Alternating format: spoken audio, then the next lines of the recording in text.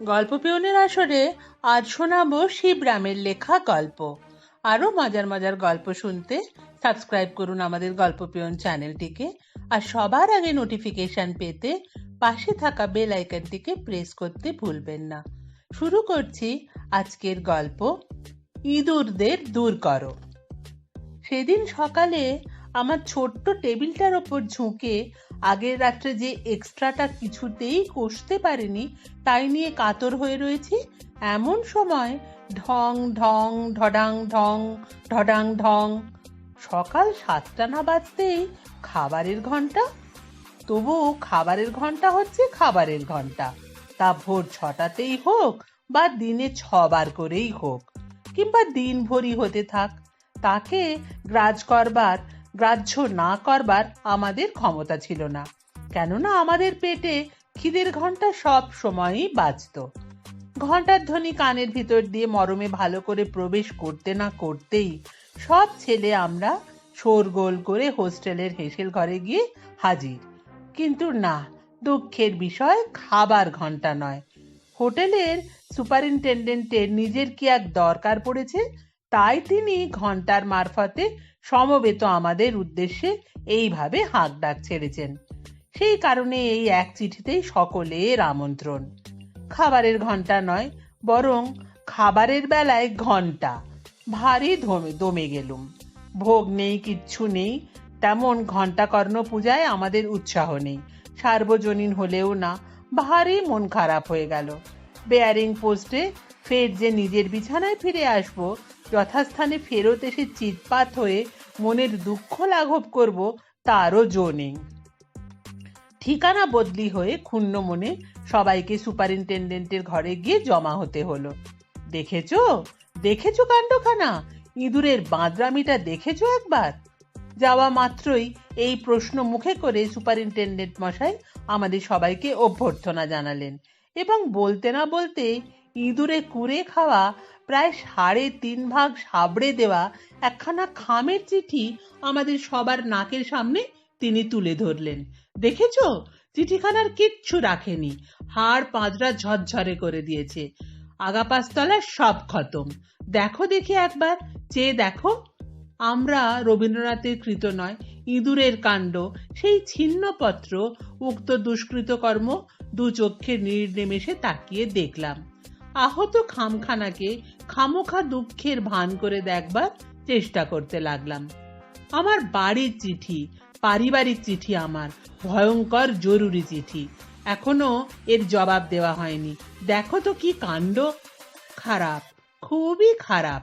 আমাদের মধ্যে থেকে মনিটর বলে উঠল আগে, ইঁদুরদের এ খুব অন্যায় কাজ, একথা আমি বলতে বাধ্য। ইঁদুরদের এটা উচিত হয়নি, আমিও না বলে থাকতে পারিনি। খামটার উপরে কি প্রাইভেট বলে কিছু লেখা ছিল নাকি? থাকলেই বা কি, কি তাতে? ইঁদুররা কি প্রাইভেট, পার্সোনাল এসব কিছু মেনে চলে? সুপারিনটেন্ডেন্ট আমার কথায় ভারী খাপ্পা হয়ে উঠলেন। তারা কি ইংরেজি পড়তে পারে? না পড়লে বুঝতে পারে? মাথা মুন্ডু সাহিত্যের কোনো কিছু বোঝে ওরা? ওর কথা ধরবেন না স্যার, ওর নেহাত ছেলে মানুষ, বললে মনিটর। হায় হায়, এখন আমি যে কি করি, কি করে এর উত্তর দিই, কি যে জবাব দেওয়ার ছিল, চিঠিটার বিন্দু বিসর্গ কিছুই আমার মনে নেই, কিচ্ছু মনে পড়ছে না। চিঠিটার উপর চোখ বুলিয়ে কেবল গেছি, কে জানে এখন কি হবে। প্রকাণ্ড একটা কেনাকাটার ফর্দ ছিল, এটুকুই শুধু স্মরণে আছে।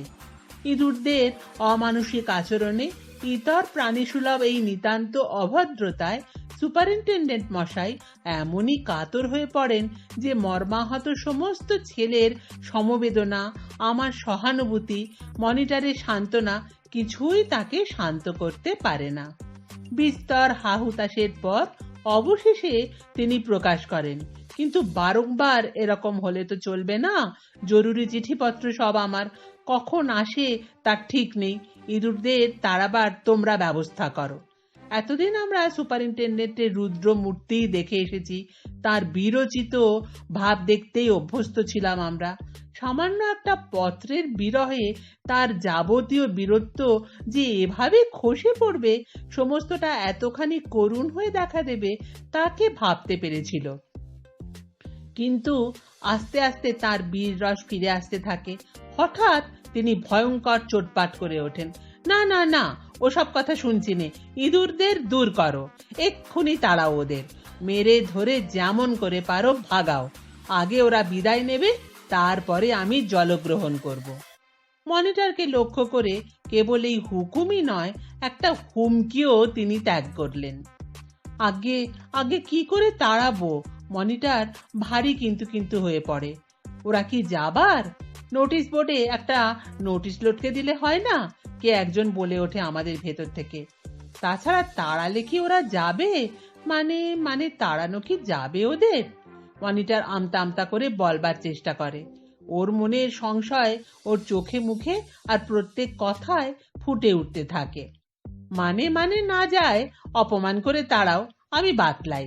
আমাকে ছেলে মানুষ বলবার জন্য মনিটরের ছেলে মানুষের প্রতিশোধ নেই। মনিটর আমার দিকে কটমট করে তাকায়। হ্যাঁ, আমারও সেই কথা। সুপারিনটেন্ডেন্ট আমার কথায় সায় দেন। সহজে না যায়, উত্তম মধ্যম দিয়ে যেমন করে পারো দূর করো। হ্যাঁ, ওদের আবার মান অপমান।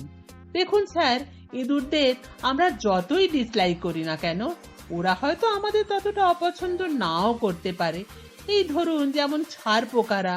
মনিটর ওকে বোঝাবার চেষ্টা করে।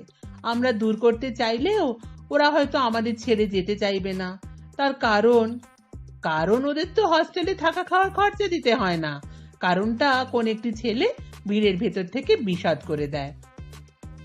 আর অখাদ্য খেয়েও ওরা টিকে থাকতে পারে, আমি বলে উঠি। ঠিক আমাদের মতন নয়। ওসব আমি জানি নে। হয় ইঁদুরদের তাড়াও যেমন করে পারো, নয়তো তোমার মনিটরিও গেল। সুপারিনটেন্ডেন্ট এই শব্দভেদী বান ছেড়ে মনিটরের মর্মভেদ করে চিহ্নপত্র হাতে প্রিন্সিপালের ঘরের দিকে রওনা দিলেন। আর আমরা সবাই খুশিতে টইটুম্বুর হয়ে উঠলাম। এই ছেলেটির মনিটরির উপরে আমরা সবাই হাড়ে হাড়ে চটেছিলাম। খারাপ খাওয়াতে এরকম ওস্তাদ আর দুটি ছিল না। অখাদ্য তবু বা কোনো রকমে সওয়া যায়, কিন্তু তারও উপরে বোঝার উপরন্তু শাকে নাটিটির মতো হোস্টেলের ডিউ আদায় করতে যা জোর জুলুম লাগাতো তা অসহ্য। সারা মাস ধরে এক ঘ্যাঁট চচ্চড়ির গাদা, আর সারা মাস ধরে একই তাগাদা খেয়ে খেয়ে আমরা তো অস্থির হয়ে পড়েছিলাম। যাক, ইঁদুর আর সুপারিনটেন্ডেন্ট এই দুই জবরদস্তের পাল্লায় পড়ে হতভাগা এবার খুব জব্দ হবে ভেবে আমাদের এমন আনন্দ হলো যে কি বলবো। অসহায় দৃষ্টিতে মনিটর একবার আমাদের সবার দিকে তাকালো, তারপর কাতর কণ্ঠে বললে, ইঁদুর তাড়াতে হলে কি করতে হবে জানো তোমরা কিছু? কিচ্ছু করি না, আমরা এক বাক্যে বলে দিই। তাছাড়া সে মাথা ব্যথা তো তোমাদের, আমার নয়। হয়েছে। বড়দের আবিষ্কারের মত মুখখানা করে মনিটর অকস্মাৎ লাফিয়ে ওঠে। ইঁদুর ধরা কল, জাতি কল যার নাম। তাই তো দরকার, এক্ষুনি বাজারে গিয়ে আমি কিনে আনছি গোটা কতক। এই বলে ভুরু কুঁচকে আমাদের দিকে দু চোখের দারুণ বিষদৃষ্টি হেনে হনহন করে বেরিয়ে গেল মনিটর। সেই সকালে বেরিয়ে সন্ধ্যের মুখে এক ঝাঁকা জাঁতা কল ঘাড়ে করে মনিটর ফিরে এলো। এক আধটা নয়, 48টা জাতিকল।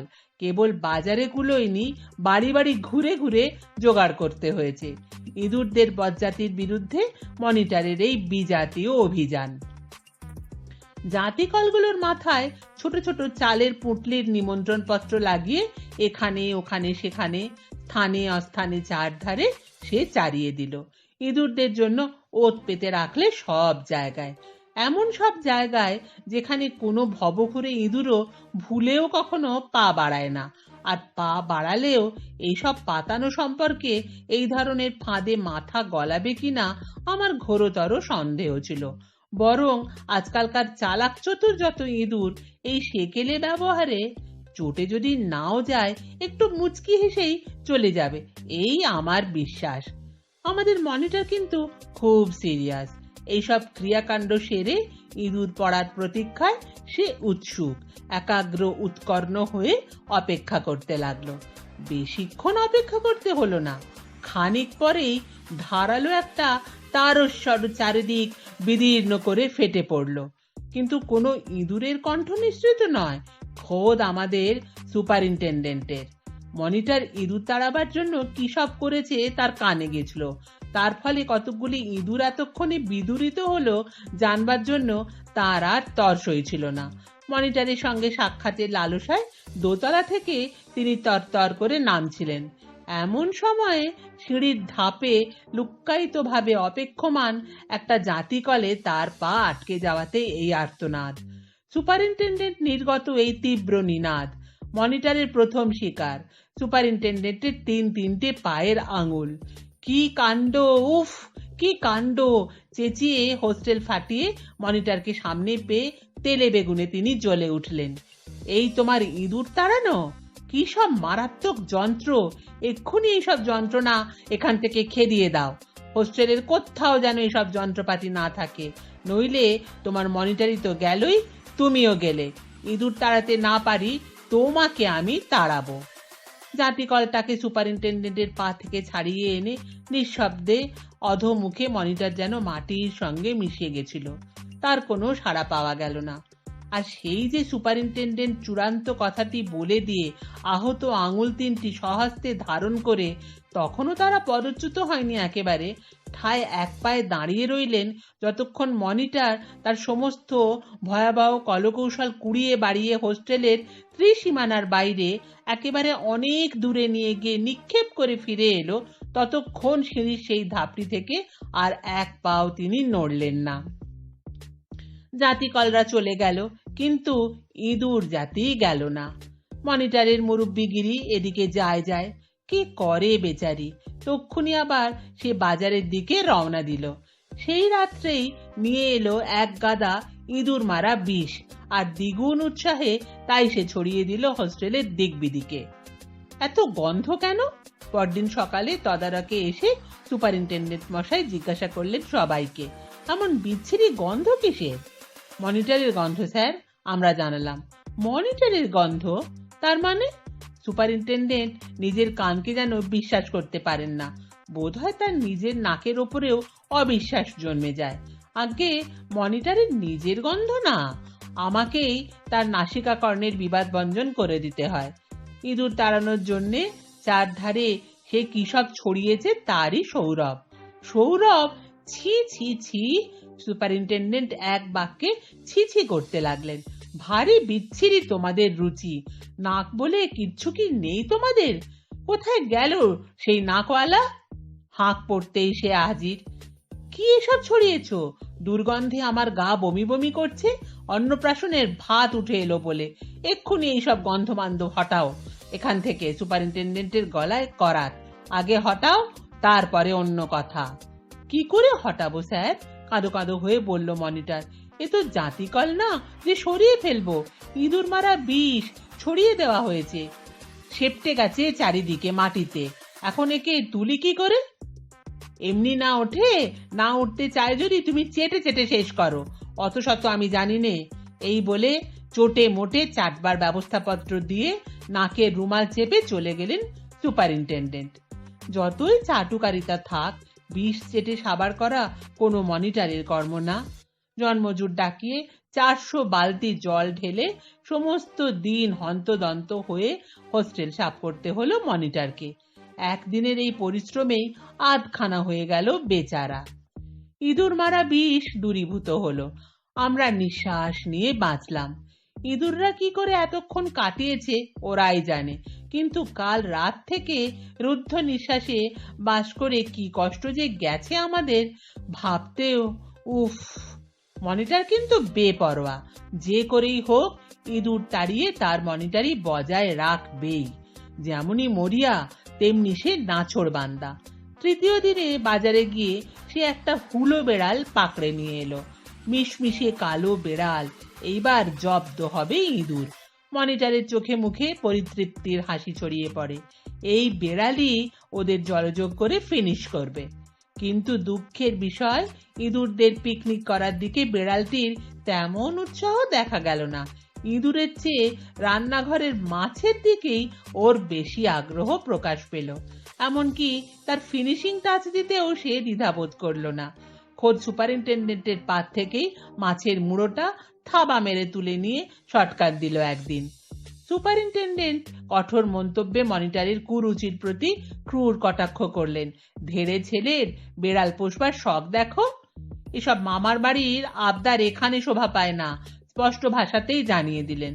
এবং বেড়ালটার প্রতি কেবলমাত্র কটাক্ষ করলেন, তার বেশি আর কিছু করলেন না।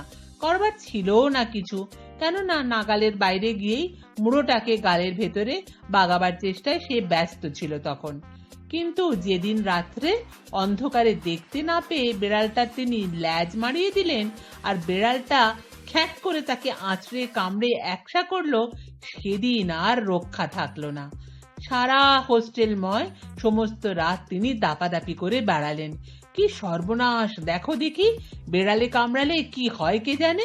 কুকুরে কামড়ালে তো জলাতঙ্ক হয়, ইঁদুরে কামড়ালে র্যাট ফিভার হয়ে যায়, এখন বেড়ালের কামড়ের ফলে কি জানি কি হবে। এই কামড় কতদূর যে গড়াতে পারে ভেবে ভেবে তিনি আকুল হয়ে ওঠেন। হয়তো স্থলাতঙ্ক হতে পারে। ওরকম ব্যাকুলতা দেখে তার দুর্ভাবনা দূর করার মানুষেই সান্ত্বনার ছলে বলি আমি, তার বেশি কিছু হবে না স্যার। হ্যাঁ, কি বললে? স্থলাতঙ্ক? তাহলেই তো গেছি, বেড়াল কামড়ানো স্থলাতঙ্ক হয় নাকি? কি সর্বনাশ, তাহলে কোন স্থলে গিয়ে বাঁচবো? এবার আমি মরলুম, সত্যি মারা গেলুম এবার।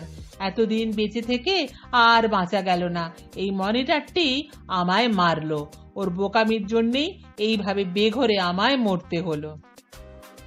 মনিটর যতই তাকে বোঝায় বেড়ালে কামড়ালে কিচ্ছু হয় না, সমস্ত কেবল আমার চালাকি, ততই তিনি আরো ক্ষেপে ওঠেন। হ্যাঁ, কিচ্ছু হয় না, হয় না তোমার মাথা, তুমি জানো সব। ফের যদি তোমার ওই স্টুপিড বেড়ালকে এই হোস্টেলে দেখি তাহলে দেখে নেব। এতই যদি তোমার বেড়াল পোষার বাতিক, নিজের বাড়ি নিয়ে গিয়ে শখ মেটাও না বাপু। এ পর্যন্ত মনিটর কোনো রকমে সয়েছিল, এত লাঞ্ছনাতেও কিচ্ছু বলেনি, কিন্তু নিজের শখের খাতিরে ওর বেড়াল পোষার বাতিক এই অভিযোগে এমনও শখ পেল যে ওর মাথা খারাপ হয়ে গেল। আর সহ্য করতে না পেরে এক পদাঘাতে সামনের মুক্ত দ্বার পথে বেড়ালটাকে বিবাগী করে দিল, টিয়মো করে দিল তৎক্ষণাৎ, এবং প্রায় সঙ্গে সঙ্গেই পেছনের দরজা দিয়ে ফিরে এলো বেড়ালটা। মনিটর এবার ওকে করায়ত্ত করে ক্রিকেট বলের মতো হাঁকড়ে ফের আবার বার করে দিল এবং পুনরায় সে ঘুরে এলো। এবার এলো জানলা দিয়ে। মনিটর তার দিকে তাক করে বই খাতা ছুটতে লাগায়, আর সেও যার পা সামনে পায় আঁচড়ে কামড়ে তার শোধ তোলে। এইভাবে সে একবার খোদ প্রিন্সিপালের পা সম্মুখে পেয়ে গেল। এমন হইচই কাণ্ডটা কিসের, এই খোঁজ নিতেই আসছিলেন। এখন নিজের পায়ে তার পরিচয় পেয়ে লেটেস্ট নিউজ বহন করে বিরক্ত হয়ে তিনি চলে গেলেন। যাবার সময় শাসিয়ে গেলেন, কালকেই তিনি রাস্ট্রিকেট করে ছাড়বেন। তারপর সত্যিই যেন স্থলাতঙ্ক বেঁধে গেল। বেড়াল তো ক্ষেপে ছিলই, মনিটরও ক্ষেপে গেল যেন। প্রিন্সিপাল পরিষ্কার করে না বলে গেলেও বেড়াল যে নয়, ওর বরাতেই যে উক্ত রাজটিকা উজ্জ্বল হয়ে রয়েছে কেমন করে যেন ওর ধারণা হয়ে গেছিল। চেঁচিয়ে চেঁচিয়ে তুলকালাম করে তীর বেগে বেরিয়ে গেল মনিটর।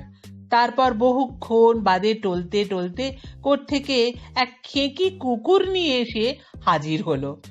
কোথায় গেল সেই অপয়া হতচ্ছাড়া? এসেই চোখ মুখ পাকিয়ে চারধারে সেই বেড়ালের খোঁজ করতে থাকলো। তারপর থেকে ঘটনার গতি দ্রুত বেগে ধাবিত হলো। এবার বেড়ালটাও কুকুরের আভাস দেখবা মাত্রই সে উধাও হয়েছিল, আর বেড়ালের অন্তর্ধানের সঙ্গে সঙ্গে পলকের মধ্যে ইঁদুররা সদল বলে ফিরে এলো আবার। প্রকাশ্যভাবেই তারা পায়চারি করতে লাগলো। কুকুরটার চোখের সামনেই অসংকোচে এধারে ওধারে ছোটাছুটি লাগিয়ে দিল, এবং সেই খেকি কুকুরটা ইতিমধ্যে আর কোনো কাজ না পেয়ে সুপারিনটেন্ডেন্টের অন্য পায়ে কামড়ে দিয়েছে। খাবার ঘরের বাসনপত্র ভেঙে চুরে তছনছ করে একাকার করেছে, আর রান্নাঘরের অধিষ্ঠাতা দেবতা উড়ে ঠাকুরকে পেয়ারা গাছের মগডালে তুলে রেখে এসেছে। এবং দুর্ঘটনার উপর দুর্ঘটনা।